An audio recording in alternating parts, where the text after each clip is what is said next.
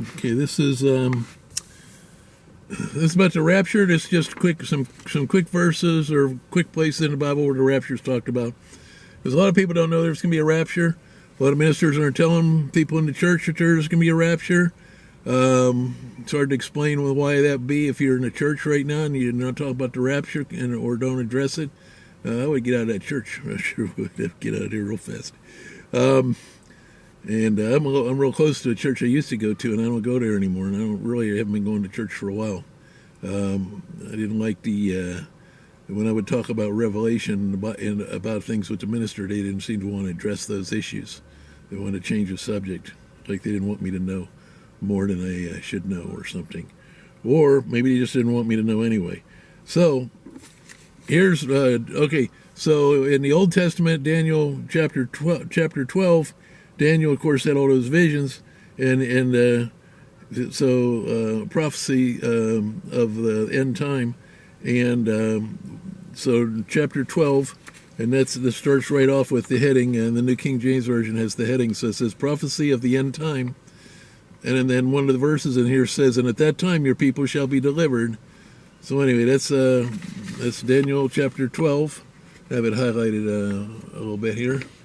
Okay, and then another one is in the New Testament, 1 Corinthians chapter 15, our final victory. I have this one bolded down here, our final victory. And this is the one you hear a lot of when it says in a moment, and I just pull one out of here, verse 52. In a moment, in the twinkling of an eye, at the last trumpet. For the trumpet will sound, and the dead will be raised incorruptible, and we shall be changed. Okay, so that's 1 Corinthians chapter 15. And you get on to but it's about the last verses, last section, under our final victory. Verse 50 starts there. Then you have 1 Thessalonians chapter 4. So we're not short on rapture verses. That's for amazing that a lot of ministers aren't telling people about it, because there's certainly no shortage in the Bible to tell us that there is going to be a rapture. So you have here 1 Thessalonians chapter 4, and it starts verse 15. I have that bolded, and it says, for this we say to you by the word of the Lord, that we who are alive and remain until the coming of the Lord will by no means precede those who were asleep. I usually say that when you die and you're a Christian, you're asleep in Jesus, because you're not really dead. You're sleeping. You have life. You're sleeping till you're resurrected with the rapture. For the Lord himself will descend from heaven with a shout, with the voice of an archangel, and with the trumpet of God, and the dead in Christ will rise first. Then we who are alive and remain shall be caught up together with them in the clouds to meet the Lord in the air, and thus we shall always be with the Lord. Therefore comfort one another with these words. Again, 1 Thessalonians chapter 4. Okay, and that's the last part of under the last heading in that chapter 4. Then we have one other one, just one more. There's certain other references to it also, but it is here. These are pretty big references. This is John chapter 5, and under the heading Life and Judgment are through the Son.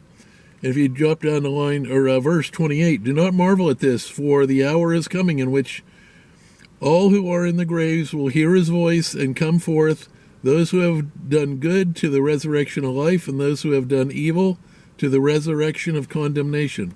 So that's just a few areas in the Bible that talk about the rapture.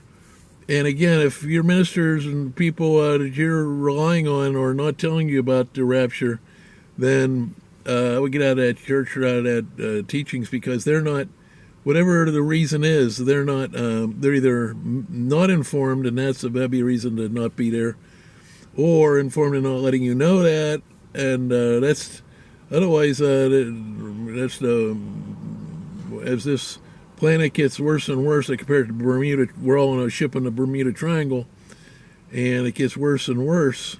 And there's a rescue right there to take you. Jesus comes to rescue all the people on the ship, and he's only coming right then. And then he comes at the second coming, so that's later. So times are really horrible going through that period of time. So you want to be out of here at the rapture.